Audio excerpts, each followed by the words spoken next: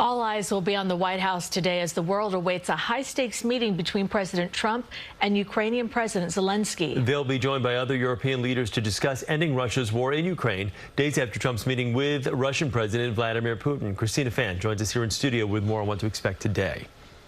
Cindy and Chris, good morning. This will be an extraordinary show of diplomatic support for Ukraine. Among those accompanying Zelenskyy to Washington will include the leaders of Germany, France, and the Secretary General of NATO to ensure that Europe has a voice in President Trump's attempted peacemaking.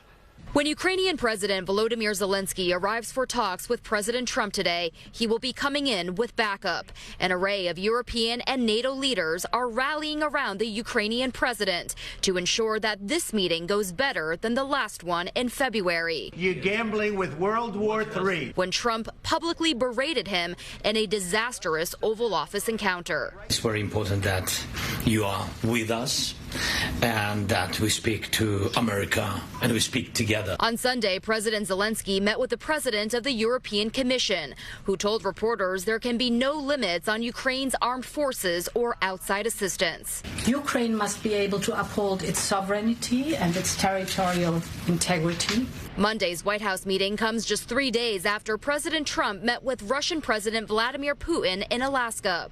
Over the weekend, Trump backed away from a ceasefire demand, favoring a peace agreement instead.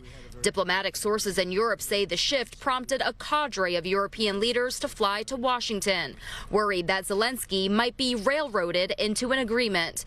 On Face the Nation, Secretary of State Marco Rubio denied those claims. We've been working with these people for weeks on this stuff. They're coming here tomorrow because they chose to come here tomorrow. We invited them to come. Secretary Rubio said both Ukraine and Russia need to be prepared to make concessions. Both sides are going to have to give, and both sides should expect to get something from this. On Sunday, President Zelenskyy said any territorial matters should be discussed at an eventual trilateral meeting involving Russia, Ukraine, and the United States. Back to you, Chris. Christina, thank you.